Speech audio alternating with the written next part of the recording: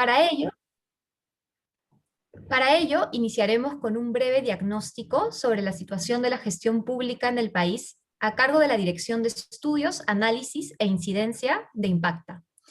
Luego, nuestros panelistas que ya nos acompañan acá conectados, Alexandra Ames, jefa del Observatorio de Políticas Públicas de la Universidad del Pacífico, y Carlos Oliva, presidente del Consejo Fiscal y exministro de Economía y Finanzas, plantearán a nosotros alternativas de solución a aspectos clave de la administración del Estado, ya sea como la digitalización del sector público, el servicio civil y el proceso de descentralización. Antes de empezar con las exposiciones, queremos hacer una pequeña dinámica con los aquí presentes, así que los vamos a invitar a que nos acompañen con una dinámica a través del aplicativo Menti, porque lo que queremos hacer es conocer cuáles consideran ustedes que es el principal reto que enfrentará el próximo gobierno para tener una gestión eficiente. En el chat de este Zoom, el equipo ha compartido la página web de Menti junto con el código que ustedes tienen que ingresar para poder acceder a responder. El código es el 5442-4910. Así que yo los invito a que ingresen a Menti y puedan empezar a ingresar sus ideas, porque esto nos va a ayudar a mí, a Impacta y a los expositores, a nuestros panelistas, para saber qué ideas tienen ustedes o cuáles son las grandes preocupaciones, ¿no? Entonces, vuelvo a repetir la pregunta es, ¿cuál consideran ustedes que es el principal reto que enfrentará el próximo gobierno para tener una gestión eficiente? Entonces, ahora el equipo de Impacta va a proyectar en la pantalla lo que están respondiendo nuestros asistentes a la reunión para que todos podamos ir viendo en tiempo real qué es lo que están contestando.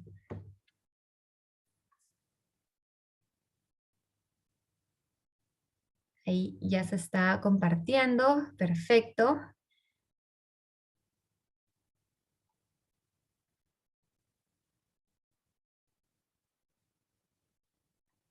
Vuelvo a repetir para los que recién se están uniendo, en el chat van a poder encontrar la página web y el código Menti para que ustedes puedan ingresar justamente la respuesta a esta gran pregunta. Justo Jimena nos está pidiendo que podamos enviar nuevamente el link para aquellos que se acaban de conectar.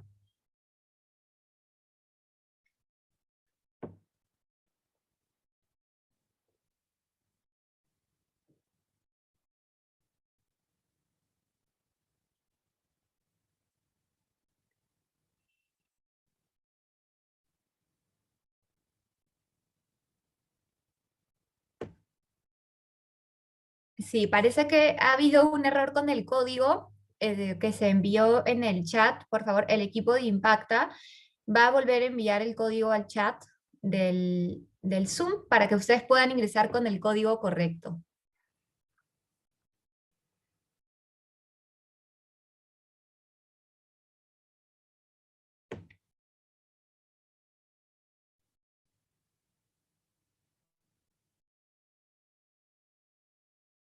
Ahora sí, podemos ver lo que está escribiendo.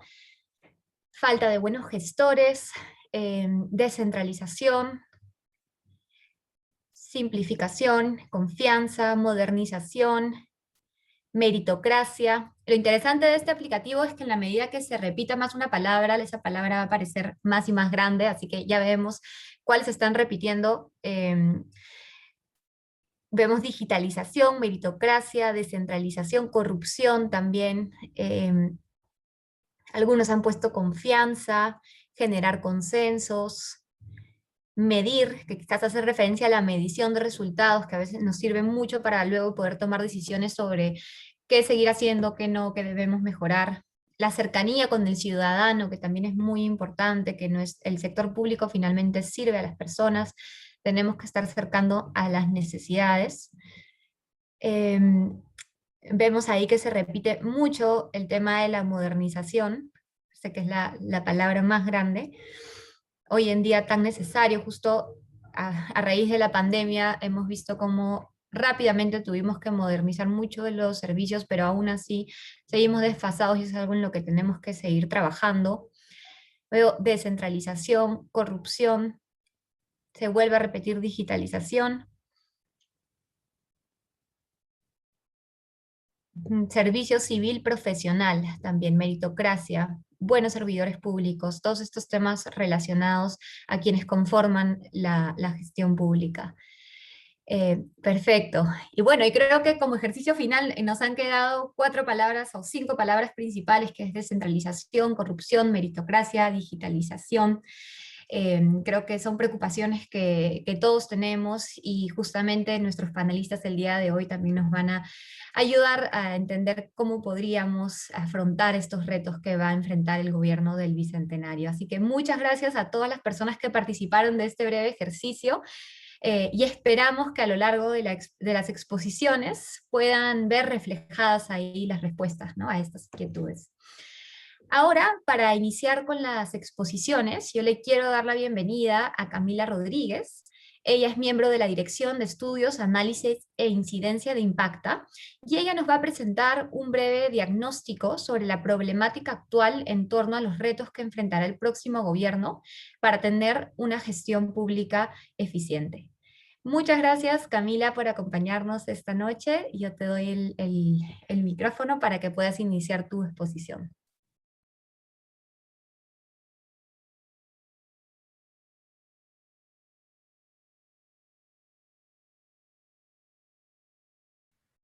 Gracias, Sofía. Buenas noches con todos y todas. Mi nombre es Camila Rodríguez y soy miembro de la Dirección de Estudios, Análisis e Incidencia de Impacta. Y el día de hoy les brindaré algunos resultados del trabajo que hemos desarrollado para identificar los principales cuellos de botella que vienen limitando nuestra capacidad como país de tener un Estado moderno y eficiente. Dentro de nuestro análisis identificamos 3 ejes clave para alcanzar la gestión pública de alto impacto. Primero, la profesionalización del talento humano a través de una reforma del servicio civil. Segundo, una mayor cercanía con la ciudadanía a través de la simplificación y digitalización del sector público.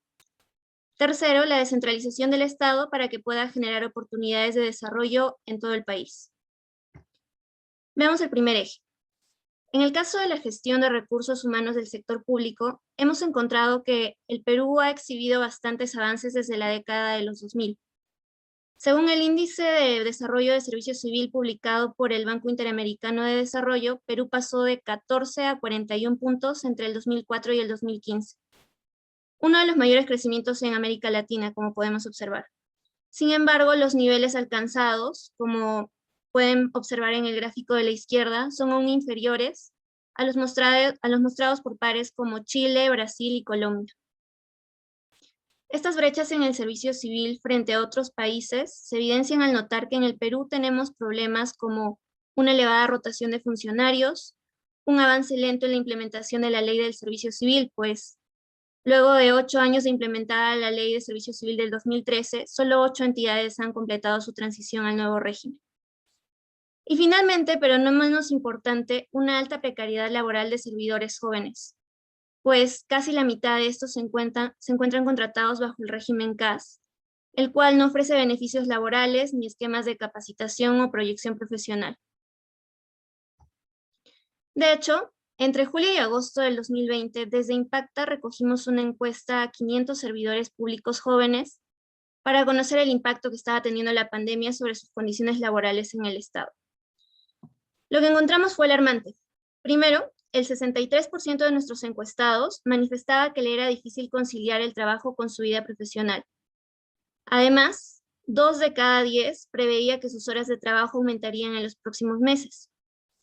Con estos factores notamos indicios de una progresiva fuga de talento joven del sector público, ya que casi la mitad de nuestros encuestados iniciaría o continuaría búsquedas de oportunidades de trabajo fuera del sector público. Bueno, dicho esto, en el servicio civil consideramos que existen 5 retos y oportunidades a los que debe ponerse mayor atención. Primero, mejorar la gestión del cambio. Segundo, fortalecer la coordinación entre el MEF, Servir y la PCM. Tercero, facilitar el intercambio de información de recursos humanos entre entidades públicas. Cuarto, promover la meritocracia y líneas de carrera para combatir la incertidumbre que genera el contexto político y normativo. Y finalmente, atender oportunamente los efectos que ha tenido el COVID-19 sobre la calidad del trabajo de los servidores públicos. Veamos ahora nuestro segundo eje, que es el eje de simplificación y digitalización. De acuerdo con la Agenda Digital al Bicentenario, se define la digitalización como el proceso de adaptar soluciones intensivas en tecnologías dentro de los procesos habituales de una entidad estatal. La digitalización se ha convertido en una necesidad para los gobiernos dada la coyuntura. El día de hoy quisiéramos resaltar dos campos en los que la digitalización aún es un proceso pendiente. El primero es la simplificación administrativa y el segundo, los sistemas de información. Bueno, respecto a los procesos administrativos, los trámites son lentos y generan costos de transacción a los ciudadanos y empresas. De acuerdo con la encuesta Latinobarómetro, se reveló que completar un trámite en Perú conlleva más de 8 horas, mientras que en Chile una transacción equivalente se puede hacer en poco más de 2 horas. Asimismo, el 41% de los trámites requiere 3 interacciones o más para su resolución, a diferencia del 25% de la región, América Latina y el Caribe. En este sentido, resulta evidente la necesidad de migrar a un sistema de trámite digital. Sin embargo, su uso no ha sido masificado, pues en el Perú solo el 4% de los trámites se pueden realizar completamente en línea. Como podemos observar en el gráfico de la derecha, Perú está bastante rezagado en este indicador, en comparación con países como Chile, con casi el 50%, o México, con cerca del 75%. Pese a estas brechas, a la fecha existen diversos avances en materia de simplificación administrativa y migración hacia un Estado digitalizado. De hecho, la Secretaría de Gestión Pública de la PCM ha implementado el análisis de calidad regulatorio, conocido también como ACR, a algunas entidades del sector público, con lo que ha reducido el 30% de los trámites y ha generado ahorros de hasta 286 millones de soles. Por otro lado, la Secretaría del Gobierno Digital viene implementando el Laboratorio de Gobierno y Transformación Digital, piloto para la emisión de la licencia de funcionamiento en línea, entre otros. Entonces, en adelante es necesario impulsar estos avances. Recordemos que un Estado digitalizado es importante en un contexto en el que la pandemia nos ha impuesto la necesidad de trabajar, prestar servicios y comunicarse con los ciudadanos de manera remota. A ello le debemos agregar las crecientes demandas ciudadanas de más y mejores servicios y las presiones fiscales que exigen a los gobiernos hacer un uso más eficiente de los recursos públicos. Este conjunto de factores ha obligado a los gobiernos a buscar nuevas iniciativas de digitalización. Así, la digitalización es clave para un Estado más eficiente, ya sea en el tiempo de un trámite o en la ejecución de una política pública. Veamos ahora el tercer y último eje. Hemos encontrado que después de 19 años de iniciado el proceso de descentralización, nuestro país sigue concentrando las oportunidades de desarrollo económico y social en solo algunas partes de su territorio, lo cual muestra que el objetivo por el cual fue creada la descentralización no se está cumpliendo en su totalidad. Vemos, por ejemplo, el gráfico de la izquierda.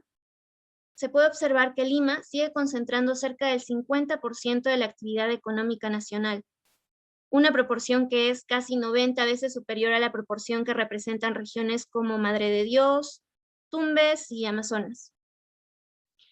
Asimismo, en el gráfico podemos observar también que el desarrollo es bastante desigual entre las regiones. Como podemos observar a la derecha, el presupuesto público por habitante en Lima es casi 3 veces más de lo que tiene una persona que vive en Lambayeque. En Arequipa, la cantidad de médicos por habitantes es 8 veces lo que registra una región como Amazonas. Y además, la proporción de colegios con servicios básicos completos es más del 90% en Lima, mientras que en Loreto llega apenas al 7%. Entre las razones que estarían causando que la descentralización no esté funcionando de la manera en que soñábamos a los inicios de los 2000, la OCDE identifica lo siguiente. Primero, que las competencias y responsabilidades no se encuentran claramente definidas, ya que el marco regulatorio de la descentralización genera a veces un traslape en las funciones asignadas a cada uno de los diferentes niveles de gobierno. Segundo, que las responsabilidades se encuentran desalineadas de los recursos y capacidades de los gobiernos subnacionales. De hecho, el proceso de descentralización ha sido tan rápido y desordenado en la transferencia de responsabilidades a los gobiernos subnacionales que estos no han tenido necesariamente la capacidad humana e institucional para asumirlos.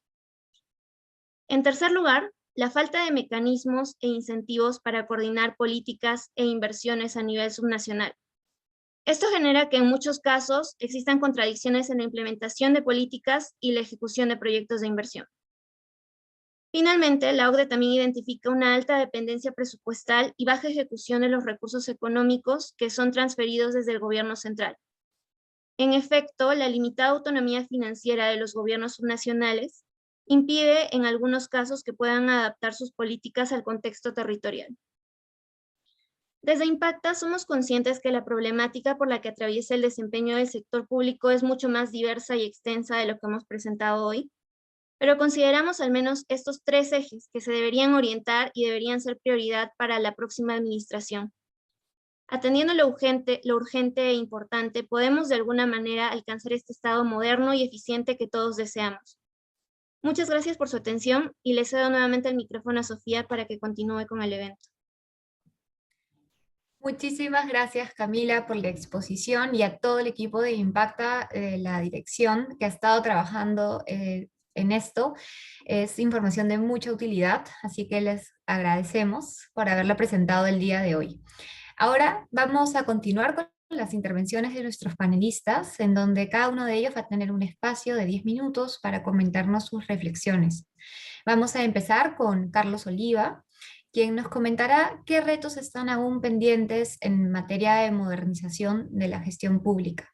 Carlos, como les comenté, es actual presidente del Consejo Fiscal, ha sido ministro de Economía y Finanzas entre el 2018 y 2019 y viceministro de Hacienda entre 2011 y 2015. Muchas gracias, Carlos, por estar el día de hoy acá con nosotros. Gracias, Sofía. Es un gusto acá compartir con ustedes algunos minutos. Realmente muy contento con la iniciativa que están planteando ustedes. Yo recuerdo cuando estaba en la época de la universidad, básicamente había que estar loco para querer trabajar en el sector público, ¿no? Era un sector público totalmente desprestigiado y que yo recuerde, salvo algunos compañeros de la universidad que entraron al Banco Central, que siempre mantuvo el prestigio que tiene ahora, salvo ellos, creo que nadie más empezó a trabajar en el sector público, ¿no? Cosa que, gracias a Dios, ha cambiado, por diversos motivos, ¿no? Incluso en aquellas épocas no existían cursos de gestión pública, ni mucho menos, ¿no? Ahora hay pues toda una variedad de oferta para poder estudiar estos temas que son realmente importantes. Y por eso me alegro de que haya todo un grupo importante de jóvenes que estén interesados en la gestión pública y que estén trabajando en la gestión pública en estos momentos.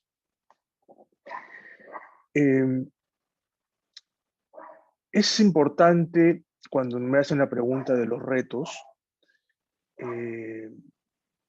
decir que no existe solamente un reto. Esto es bastante complejo. Yo creo que el próximo gobierno va a tener que avanzar en varias líneas de acción de manera simultánea, pero voy a resumir básicamente 2 grandes temas. El primero tiene que ver con la implantación de la Ley de Servicio Civil, ¿no? En realidad, en estos momentos nosotros no tenemos implementada una carrera pública, ¿no? Si bien existe la ley, o el decreto legislativo 276, que es de la época de la década de 1980, que supuestamente es la carrera pública, pero en realidad en la práctica no es ninguna carrera pública, porque nadie puede entrar a esa carrera desde hace un par de décadas, por ejemplo. Entonces, es importante que en nuestro país tengamos una carrera pública, donde jóvenes como ustedes puedan ingresar, ¿no? Ingresar a la carrera pública como básicamente una decisión de vida, ¿no? Así como hay personas que deciden entrar a las Fuerzas Armadas, al Ejército, a la Marina, etcétera, para hacer toda su carrera ahí, sería ideal que en el país exista una carrera pública donde igualmente los jóvenes que están terminando o terminan la universidad puedan decidirse a hacer y permanecer durante el resto de su carrera en el sector público, en las diversas ramas de la administración pública que existen. Eso lamentablemente ahora no existe, ¿no? Ahora, como ya se mencionó en la presentación, la mayoría de los jóvenes entran por CAS, que son contratos pues, de muy corto plazo y no se sabe si van a estar allí dentro de 12 meses, ¿no? Entonces, la creación de una verdadera carrera pública es algo que, a pesar de que existe una ley desde hace 8 años, por diversos motivos que podemos comentar más adelante, no se ha podido implementar, ¿no? El último dato que recibí es que de más o menos los 700.000 trabajadores que pueden entrar directamente a esta carrera, que es más o menos la mitad de los servidores públicos, ¿no? De 700.000 personas, creo que habían 600 que estaban en la carrera pública de la nueva ley del servicio civil, y la expectativa era que al terminar este gobierno, es decir, prácticamente en un par de semanas iba a llegar a 2.000 personas, ¿no? Pero 2.000 de esas 700.000, ustedes pues comprenderán que el resto que queda es enorme.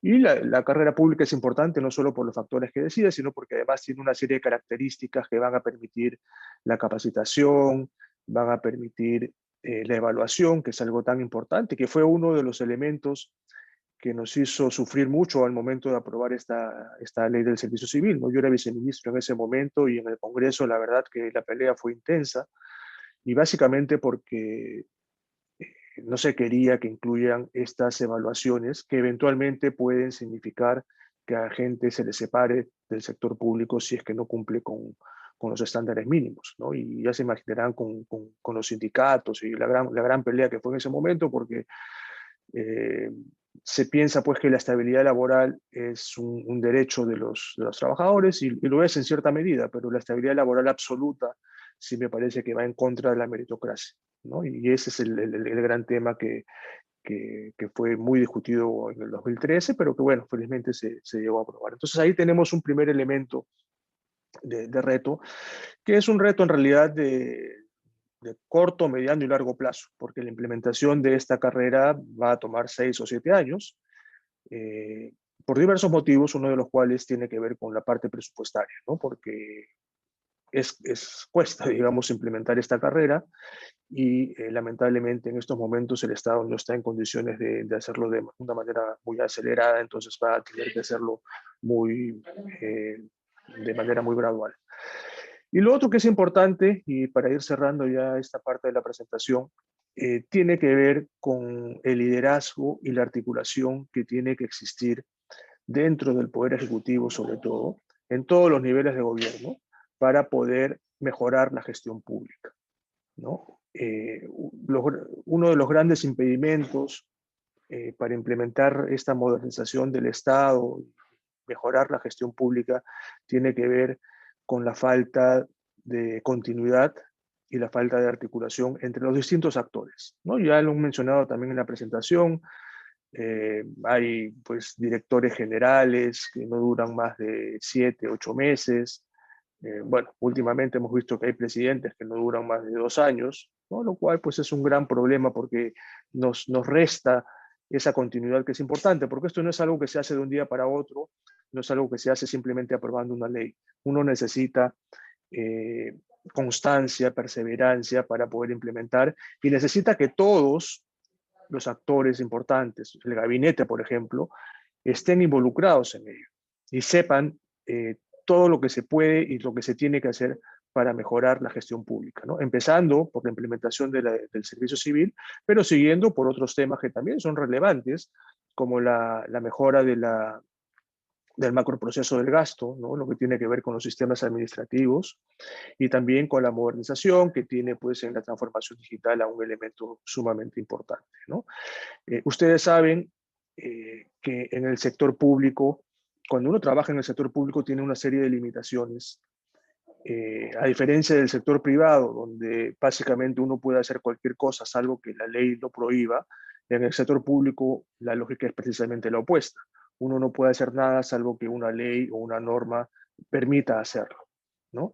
Entonces uno tiene que conocer muy bien básicamente los sistemas administrativos del Estado, tanto los transversales como los funcionales, y para ello es importante la capacitación continua, ¿no? Porque es muy difícil que una persona pueda conocer los 11 sistemas administrativos que tenemos, sobre todo cuando inicia su carrera, pero sí es importante tomar en cuenta que es relevante que todos conozcamos por lo menos lo básico de cómo funcionan los sistemas administrativos, lo cual nos va a permitir poder hacer lo que realmente queremos hacer, ¿no? Porque una cosa es tener la voluntad de querer hacer las cosas, pero al final uno tiene que seguir las pautas del Estado para poder hacerlo, y eso se logra únicamente con conocimiento.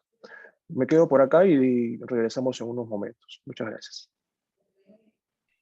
Perfecto, muchísimas gracias Carlos y totalmente de acuerdo con muchas de las cosas que comentabas. Siendo yo persona joven, efectivamente veo que algo que nos falta es una carrera pública, ¿no? Yo habiendo tomado la decisión de querer ser servidora pública, eh, lamentablemente muchos de los jóvenes dependemos de contratos de corto plazo y a veces eso nos genera los incentivos necesarios para que los jóvenes se queden en la gestión pública, ¿no? Y ese segundo, último tema que estabas comentando sobre la capacitación, igualmente importante. Yo he tenido la oportunidad de trabajar en un sistema administrativo y hay tantas reglas que si nuestros funcionarios públicos no estamos capacitados para poder manejarlo de la manera correcta, muchas cosas quizás también se pueden trabar.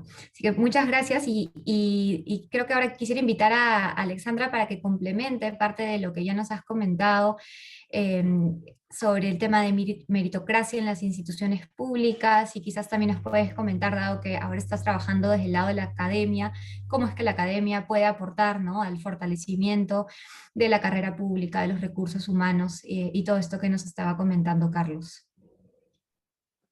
Genial, muchas gracias por la invitación. Al igual que Carlos, voy a empezar un poquito contando también cómo inicié en el mundo del sector público. Me hizo acordar mucho que cuando yo ya estaba terminando la universidad, y de hecho antes, cuando estaba en el colegio, yo decía que quería trabajar en el Estado, mis primos, mis tíos me decían literalmente que estaba loca, ¿no? Que cómo era posible que me quiera ir allá si yo era bien inteligente, ¿no? Pero sí tenía este corazoncito y estas ganas de aportar, digamos, con cariño a la construcción de el fortalecimiento de la institucionalidad democrática que poquito a poquito lo hemos ido construyendo a lo largo de estos años. Y cuando hablamos de meritocracia, sin duda, evidentemente necesitamos una carrera pública sólida. Creo que la creación de Servir ha sido un gran paso muy importante que me parece que en los últimos años pues ha perdido cierta visibilidad o cierta mirada, digamos, de la opinión pública que debe ser rescatada y sobre todo en tiempos de pandemia, ¿no? Particularmente por tiempos de pandemia es que se dejó estos temas importantes por atender la emergencia, por atender lo urgente, pero justamente en momentos críticos para el Perú, en donde nos cuestionamos justamente la capacidad de un Estado, la capacidad de la implementación de políticas públicas, es donde más, con mayor urgencia, necesitamos empezar a mirar una reforma del servicio civil, ¿no? Y esta reforma no debe quedar o no debería quedar nada más en el marco normativo. Solemos hacer reformas a nivel normativo, y nos olvidamos que a la interna hay una funcionalidad y hay una lógica que de alguna u otra manera o se adapta a estas nuevas reglas, o la costumbre es tan grande, la cultura organizacional que creemos que no hay en el Estado, pero que de hecho la hay, que es justamente la ausencia de esta, hace que se genere cierta resistencia al cambio, ¿no? Entonces creo que el momento en el que estamos viviendo es importante, lo veo como un desafío y también como una oportunidad, porque nos permite crear, como decía, este sentido de urgencia y esta necesidad de tener un Estado que de una vez por todas pueda cerrar estas brechas de desigualdad, pueda atender estos asuntos que han quedado sumamente pendientes a lo largo de los 200 años de la República, ¿no? Entonces, evidentemente tiene que haber aquí un cambio en la forma respecto a cómo concebimos las políticas públicas. Pareciera de alguna manera, desde mi experiencia dentro de la función pública, que nos hemos olvidado cuál es nuestra principal misión en nuestras organizaciones a la interna. Nos concentramos mucho en cumplir con el marco normativo y evidentemente es algo que tenemos que hacer. La burocracia y los sistemas legales tienen que ir muy de la mano y evidentemente tiene que haber un sistema de control, Pero en la medida de que vayan creándose cada vez más mecanismos de transparencia y de apertura, esto no debe de alguna manera evitar que se cumpla la misión fundamental del Estado, que es generar bienestar al ciudadano, ¿no? Entonces, nos hemos concentrado más en cumplir los procesos y nos hemos vuelto en estos procesos que parecieran que no tienen salida, y nos hemos olvidado de pensar o poner al centro a los ciudadanos y tener clarísimo cuáles son los objetivos para los cuales estamos en donde estamos, ¿no? Cada vez que yo estaba en el Estado y he ido cambiando de puesto, digamos, siempre me ha gustado preguntarle a mis equipos o a los equipos de mis colegas a nivel horizontal, cuáles son las principales metas o el principal objetivo que tienen ellos a lograr este año, y ninguno me ha sabido responder, y en el caso de que me han respondido rápidamente, cuando se le he hecho la misma pregunta a la misma persona del área, respondía otra cosa distinta, totalmente distinta. Entonces, en tanto no haya claridad de cuál es el foco que tenemos que poner, en donde tenemos que poner nuestros esfuerzos, de nada sirve que rememos por más pasión, por más cariño que tengamos, de nada sirve que rememos porque vamos a remar en círculo y nunca vamos a llegar a nuestro objetivo, ¿no? Entonces, a mí me gustaría compartir con ustedes 3 claves que me parecen cruciales para, que deben ser incluidas en la reforma del servicio civil, que está vinculada a la creación de esta cultura y esta nueva forma de hacer las cosas y de repensar las políticas públicas que apunten justamente a una revalorización del Estado, ¿no? Y la reconexión, digamos, de la razón de ser del Estado para con el ciudadano, ¿no? Yo concibo así esta idea del pacto social, ¿no? Hemos evidentemente fracasado en muchas políticas públicas, hemos avanzado en muchas otras muchísimo, eh, pero creo que nos seguimos quedando en los marcos legalistas, ¿no? Independientemente de la ideología política que podamos perseguir, se sigue hablando, por ejemplo, ante la incapacidad de un Estado o ante de implementar políticas públicas efectivas, se piensa que la solución está en cambiar la Constitución, ¿no? O cambiar una norma, cambiar una ley, y no nos olvidamos que en realidad el corazón del cambio está justamente en las formas como nosotros concebimos y hacemos las cosas a la interna, ¿no? Entonces, el cambio que necesitamos está adentro del Estado, y para eso necesitamos algo que es crucial, que son funcionarios realmente motivados y conectados con esta misión que tienen en la creación de valor público, ¿no? Entonces, yo les había dicho que quería compartir con ustedes 3 claves. Les había dicho una primera, que es el foco, pero antes de esta hay una que es fundamental, que es la empatía, ¿no? Y la capacidad de conectar, o la capacidad de ponerse en los zapatos del ciudadano a quien yo le diseño estas políticas públicas. Esta necesidad de sentir que es tu deber entregarle esto que le entregas a los ciudadanos. No sé si los que nos están escuchando, creo que también hay personas que trabajan en regiones y que seguramente de alguna u otra manera han entregado cierta acción dentro del marco de los programas sociales, digamos, a alguna comunidad vulnerable, digamos, y el nivel de agradecimiento que tiene la gente hacia el funcionario público es muy alto, ¿no? Y te agradecen como si uno les estuviera haciendo un favor, ¿no? Entonces, algo en lo que yo siempre me he tratado de enfocar, sobre todo cuando he trabajado en políticas sociales, cuando he estado en el MIDI o en gobiernos locales, viendo justamente también políticas locales sociales, es nosotros como funcionarios no le hacemos ningún favor a la gente, ¿no? Es nuestro deber hacer esto. Y la gente nos lo tiene que pedir y la gente tiene que saber que es nuestro deber. Nos vamos al otro lado, que me ha tocado también ser gerente de participación ciudadana en un municipio como Miraflores, en donde más bien la tienen clarísima de que es nuestro deber servir a los vecinos, y más bien me dicen, yo te pago, yo te pago tu sueldo, ¿no? Atiéndeme. Y esto es algo que le golpeaba mucho a mi equipo, por ejemplo, ¿no? Entonces, cuando yo hablaba con ellos, les decía, pero ¿por qué nos sentimos mal por esto si esto es verdad? O sea, allá ella que se está haciendo malcriada y nos está levantando la voz, pero efectivamente los peruanos nos pagan nuestro sueldo y no tenemos que sentirnos mal por esto. Al contrario, ¿no? Qué lindo que estemos trabajando, digamos, para servir al país. Eso es algo que tenemos que hacer, ¿no? Entonces, es algo que no nos tiene que avergonzar. Y yo he notado pues a lo largo de esta experiencia que he tenido, ahora ya no estoy dentro de la gestión pública, que esta revalorización justamente de lo público, del trabajo público, debe venir justamente desde adentro. Entonces, esta reforma del servicio civil debe estar vinculada con la motivación y apuntada a reconectar con esta misión que tenemos dentro del Estado y de promover esta energía que necesitamos movilizar justamente para poder empezar a catalizar con más y nuevas herramientas estos cambios que necesitamos, ¿no? Pero insisto mucho en que el corazón del cambio es justamente el recurso humano, ¿no? Que es, a mi juicio, pues lo más importante dentro de la modernización del Estado, ¿no? Se habla mucho de digitalización, por ahí los participantes han mencionado que es uno de los grandes desafíos, y creo que la digitalización es algo que se va a dar porque es algo que donde hay mucha presión, es algo que va a suceder, que está sucediendo ya y que va a suceder.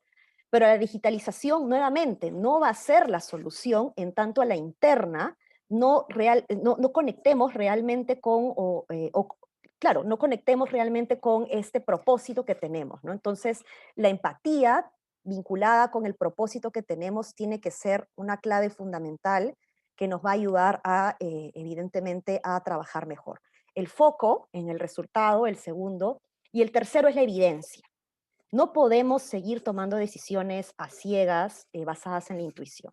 Creo que en el Estado se ha ganado muchísima experiencia, los funcionarios públicos hemos logrado mucha experiencia y tomamos decisiones de manera intuitiva, y a veces nos liga, a veces no, pero no puede ser que sigamos trabajando de esa manera cuando ya poco a poco estamos generando cada vez mayor evidencia. Entonces, es crucial una gestión de los datos, el uso de los datos, para tomar mejores decisiones, para monitorear el avance en nuestros programas presupuestales, de los resultados, las evaluaciones de impacto en nuestros programas presupuestales son sumamente importantes, ¿no? Anualmente se gastan más de 80.000 millones de soles en programas presupuestales, pero no tenemos la claridad de cuál es este retorno en términos de bienestar al ciudadano, más allá de indicadores intermedios, no necesariamente esos indicadores de resultado o de calidad desde la perspectiva del ciudadano, ¿no? Entonces estos tres focos tienen que ser claves, pero eso tampoco va a funcionar en la medida en la que la estructura que nos acoge, digamos, nos impida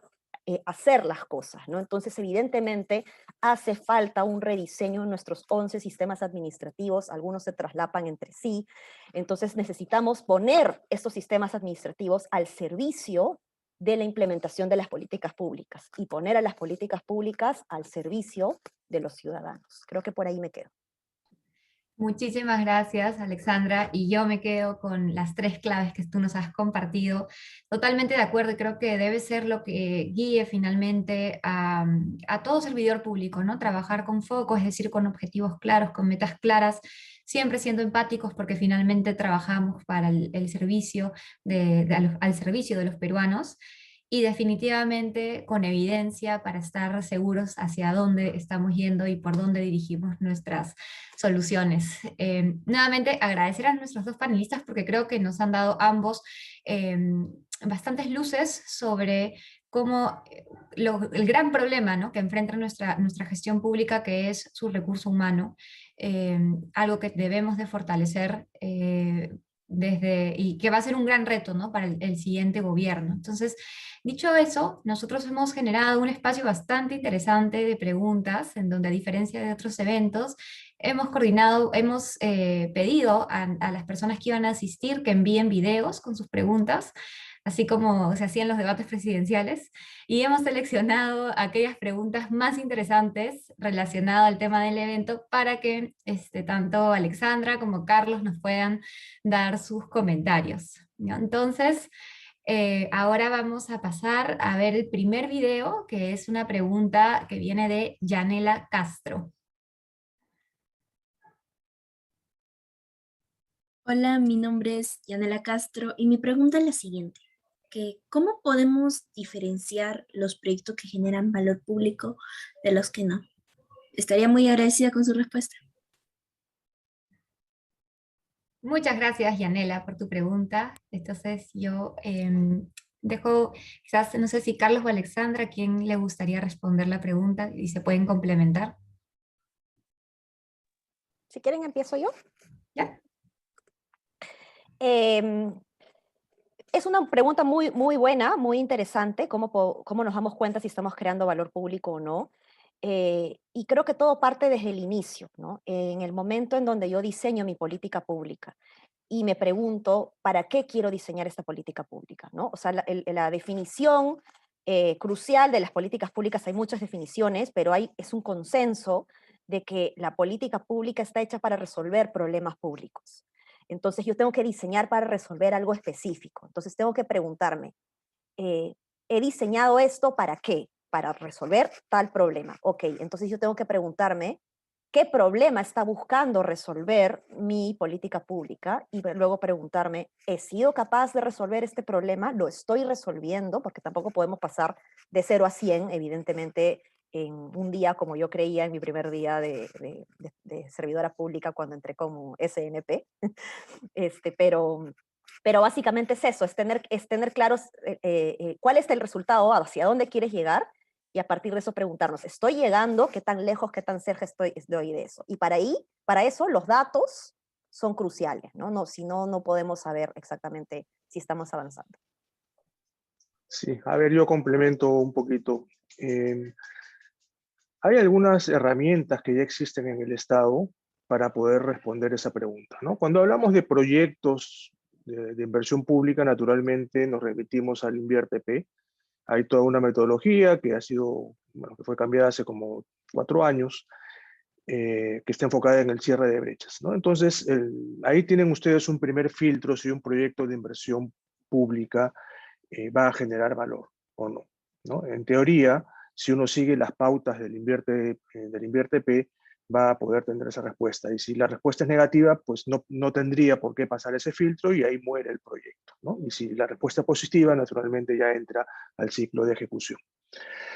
Después tenemos otras 2 herramientas. Una la mencionaron en la presentación, que es el ACR, que es el análisis de calidad regulatoria, ¿no? Que de alguna manera es algo embrionario en nuestro país, y básicamente hay un grupo de gente que analiza todas las leyes, todos los decretos supremos, y de alguna manera evalúa si está, entre otras cosas, si está generando o no está generando valor público, ¿no? Si es algo redundante, algo que ya existe, pues simplemente ahí se le mata, o si no, si pasa la prueba también se sigue adelante. Y hay un último elemento que es el RIA, que es el análisis de impacto regulatorio, que también es una herramienta relativamente nueva, sobre todo lo que tiene que ver con el RIA ex ante, y que lamentablemente también en el Congreso se ha hecho uso y abuso de esta herramienta desde hace algún tiempo, ¿no? Ustedes saben que por norma en el gobierno tienen que evaluar el costo-beneficio de todas las normas, de todas las leyes que ellos aprueban. Y lamentablemente digo, cuando uno lee las justificaciones del análisis costo-beneficio en los proyectos del Congreso, pues son una burla total al ciudadano, ¿no? No solo, es más, yo creo que un 90% repiten un párrafo que no tiene ningún sentido, ¿no? Y dicen, este proyecto no tiene costos y tiene todos los beneficios que ustedes se puedan imaginar, entonces es un proyecto perfecto y por eso va a pasar. En pocas palabras, eso es lo que dice el análisis el RIA del Congreso, ¿no? Entonces, esa herramienta es sumamente importante porque si uno la toma en serio y realmente hace un análisis, tanto ex ante como ex post, ¿no? Ex ante, es decir, antes de aprobar una ley, uno tiene que hacer un análisis y, como decía Alexandra, basado en evidencia principalmente, ¿no? Y después también tiene que volver a hacer ese análisis 3, 4 años después de implementada la norma, a ver si efectivamente la norma cumplió con lo que se preveía que tenía que cumplir, ¿no? Porque claro, uno a veces saca normas que no sabes exactamente qué cosa va a pasar con ellas, ¿no? Entonces, siempre es bueno después de algún tiempo evaluarlas y si cumple con los objetivos o no, ya se ve pues si se le mejora o si se le elimina del marco normativo que tenemos. Entonces, sí existen una serie de herramientas que desafortunadamente, como digo, a veces son mal aplicadas o a veces no son entendidas por todos los funcionarios y servidores públicos. Muchas gracias, Carlos, Alexandra, por sus respuestas. De hecho, lo último que comentabas, Carlos, sobre el análisis que a veces hace el Congreso, sí, muchas veces me tocó leerlos y uno se queda un poco decepcionado, ¿no? Pero Pero bueno, hay herramientas, hay que saber utilizarlas mejor y seguir mejorándolas. Dicho eso, pasamos a nuestra segunda pregunta. Nuestra segunda pregunta viene de parte de Afriana Palomino y aquí la va a presentar el equipo.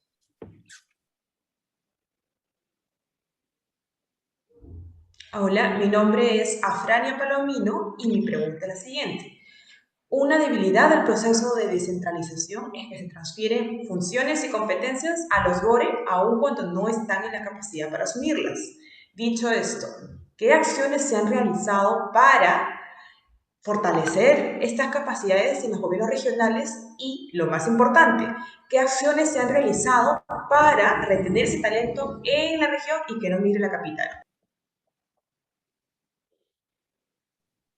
Muy interesante pregunta y muy relacionada a lo que hemos venido conversando al inicio de la presentación. Yo dejo el micrófono, quizás esta vez, Carlos, ¿quieres iniciar tú? Sí, claro que sí. A ver, ahí hay una discusión que no es solo del Perú, es de muchos países. Yo cuando trabajaba con Colombia, por ejemplo, era la misma discusión hace 30 años, ¿no? Por un lado, tienes a un gobierno central que de alguna manera no quiere darle muchas competencias a los gobiernos subnacionales porque dicen que no están en la capacidad de ejercer bien su función. Y por otro lado, tienes a los gobiernos subnacionales que se quejan del gobierno nacional y dicen, claro, como tú no me das la plata, tú no me das las herramientas, entonces yo sigo siendo débil. Entonces, al final es el perro mordiéndose la cola, ¿no? Y estamos acostumbrados a echarnos la culpa entre todos y sin buscar una solución. Ahora, el hecho es que efectivamente tenemos mucha debilidad, y no solo en los gobiernos subnacionales, también en el gobierno nacional, tampoco hay que engañar, no es que el gobierno nacional es una máquina de eficiencia, también tenemos los problemas, a veces son más latentes en los gobiernos subnacionales porque están más cerca del ciudadano. Ahora, el principal problema que veo yo, por lo cual se sigue con la debilidad institucional, tiene que ver con la rotación de los funcionarios.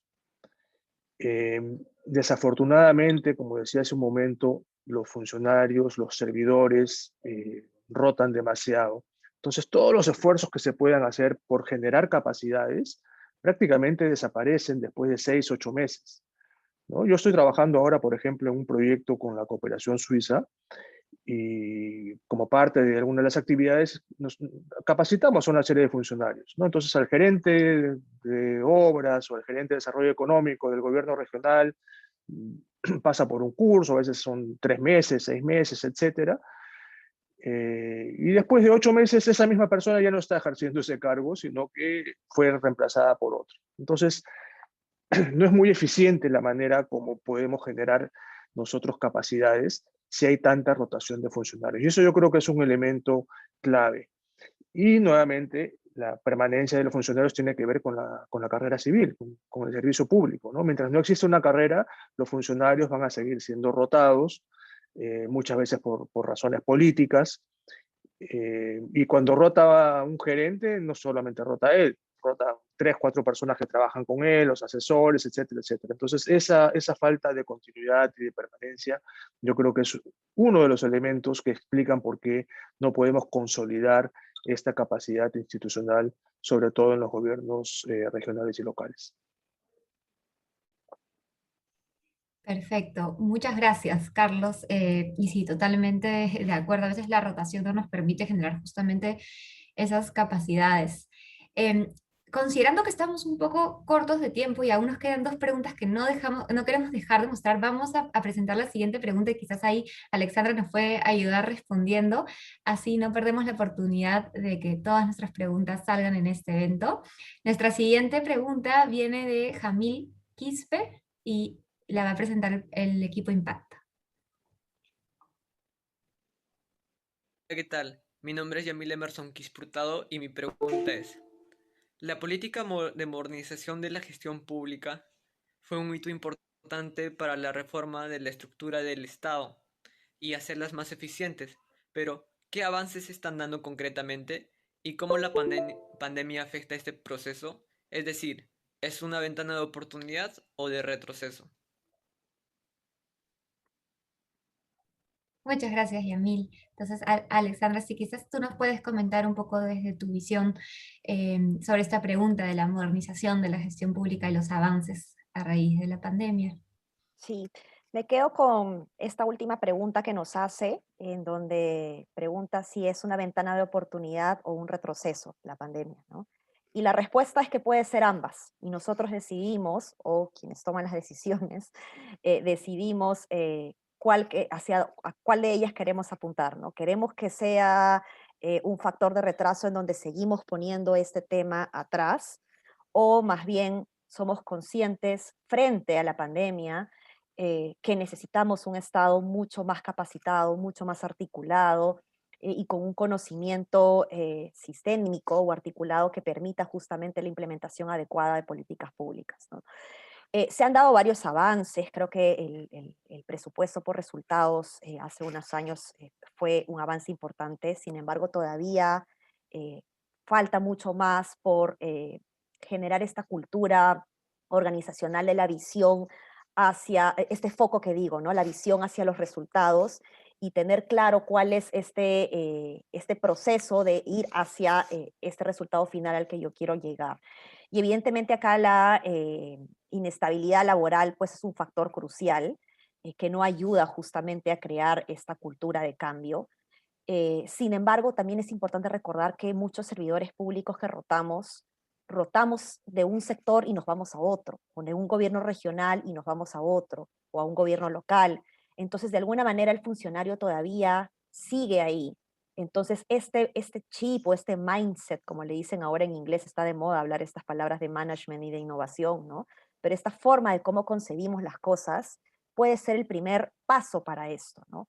Ahora, ¿quién impulsa esta reforma? Evidentemente necesitamos un liderazgo grande, político, que pueda apuntar a la reforma del servicio civil y apuntar a la carrera del servicio civil, que asegure esta estabilidad y que reduzca toda la frustración que pueden sentir los funcionarios públicos y los temores que hay cada vez que un ministro es citado al Congreso, por ejemplo, ¿no? Em, entonces sí, creo que es importante justamente que exista este liderazgo, pero los jóvenes que nos están escuchando ahorita no nos olvidemos que el liderazgo también puede venir de abajo hacia arriba. Y cuando se genera esta corriente, esta presión de abajo hacia arriba, de generar estos cambios que estoy poniendo yo como claves, digamos, me parece que se puede generar una atmósfera interesante para empezar a concebir justamente nuevas formas de implementación de políticas públicas más eficientes. Muchísimas gracias, Alexandra, por tu respuesta. Siempre muy interesante escucharte. Y ya dando final a nuestra exposición, tenemos una última pregunta, la cual nos gustaría tener la respuesta tanto de Carlos como de Alexandra, porque para nosotros como jóvenes de Impacta, esta pregunta tuvo un sentimiento especial, ¿no? Porque tiene que ver con lo que nosotros hacemos y con ello creo que podemos dar cierre a nuestro evento. Entonces voy a dar el pase al video. Esta pregunta viene de parte de Marisabel Saavedra. Hola, mi nombre es Marisabel y mi pregunta es, ¿qué es lo que un joven debe tener en cuenta para el manejo de la gestión pública cuando quiera asumir un cargo en su localidad?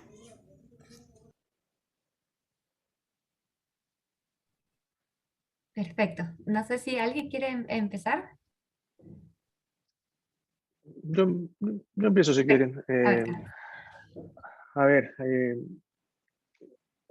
hay un tema que es clave, que es la vocación de servicio que debe tener una persona cuando quiere trabajar en el sector público, ¿no? Alexandra lo mencionó al inicio y, y realmente si no tienes esa vocación, dedícate a otra cosa, ¿no? No deberías estar trabajando o pretender trabajar en el Estado, porque más allá de todas las vicisitudes que hay en trabajar en el Estado, en el fondo lo que tenemos que hacer es servirle al ciudadano, ¿no? Precisamente para mejorar su bienestar. Entonces, esa vocación de servicio tiene que ser innata y no todas las personas lo tienen y no está ni bien ni mal, digamos, ¿no? Hay personas que han nacido para hacer otra cosa, ¿no?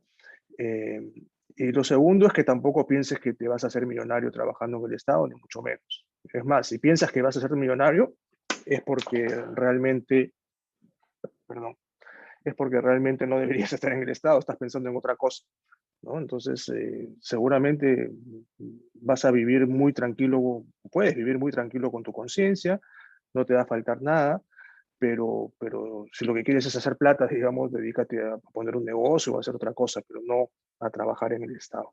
Entonces, yo creo que eso es primero algo de introspección que tiene que hacer cada persona, y si cree que pasa ese filtro, pues ya lanzarse, ¿no? Y tratar de mover la aguja en el Estado. Yo creo que al final eh, son los jóvenes los que van a tener que hacer estos cambios, ¿no?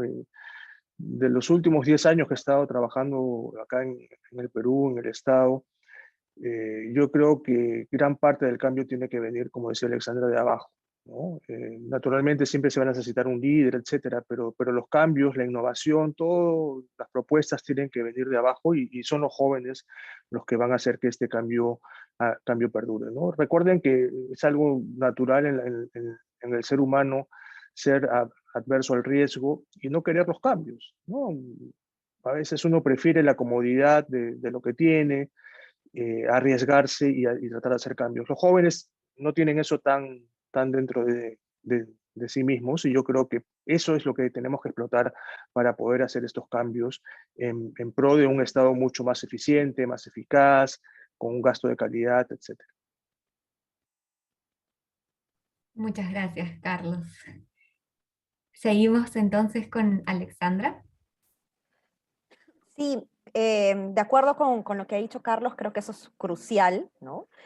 Y lo otro, ya una vez que estás adentro, puedes leer un poquito cuál es tu ROF y tu MOF para que no te vayas a meter en problemas, y conocer un poco de los sistemas administrativos, ¿no? Creo que todas las profesiones tienen mucho para aportar en la gestión pública, pero no necesariamente cada una de las profesiones te forma para diseñar o implementar o gestionar políticas públicas. Entonces, después de que uno hace una carrera, o incluso puede pensar en una especialización de su propia carrera, va a ser muy importante que uno lleve cursos pequeños, grandes, maestrías, em, justamente en gestión pública, en cómo conocer estos sistemas administrativos, en cómo funciona el Invierte PE, por ejemplo, que mencionó Carlos. Entonces, es importante que todo funcionario público conozca un mínimo de las herramientas de gestión que existen, y estos sistemas administrativos, y por supuesto el marco normativo, ¿no? Uno tiene que saber un poquito de economía, de tu marco presupuestal, y también de derecho de tu marco normativo, ¿no? Eso es crucial, si no, a la cana por alguna cosa tontita que puede haber pasado por ahí, ¿no?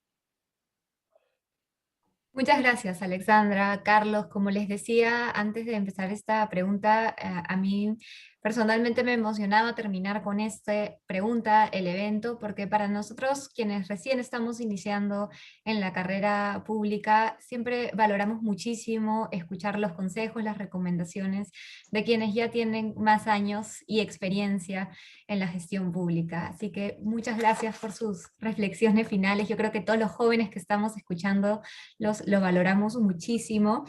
Y también nos llevamos como lección, ¿no?, este gran reto que va a enfrentar la próxima gestión, que es el reto de fortalecer el talento que se encuentra en el sector público, ¿no? Si finalmente no tenemos talento trabajando desde adentro, las cosas no van a cambiar porque simplemente una ley, porque hay un cambio de constitución, o por planes, o porque se aprueben planes, ¿no? Tienen que haber personas capacitadas que trabajen con evidencia, con vocación de servicio, y que se estén formando constantemente, todo lo que nos estaban comentando, para que efectivamente se puedan generar los cambios que tanto necesitamos como país. Y yo me llevo, y espero, y creo que todos los que hemos estado escuchando el día de hoy nos llevamos esas lecciones de parte de ustedes. Así que agradecerles infinitamente por habernos acompañado el día de hoy.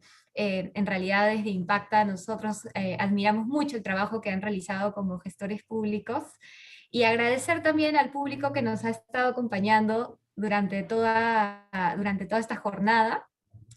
vamos a compartirles un link para que puedan llenarnos una encuesta de satisfacción, porque nosotros en Impacta también nos basamos en evidencia y queremos saber cómo nos ha ido en nuestro evento. Así que por favor los invito a que llenen la encuesta y agradecerles nuevamente por habernos acompañado. Muchas gracias a todos y que tengan unas buenas noches. Gracias Carlos, gracias Alexandra. Ha sido un gusto. Gracias, Muchas Sofía. gracias y Gracias a felicidades por todos. el evento también y por el proyecto. Muchas gracias.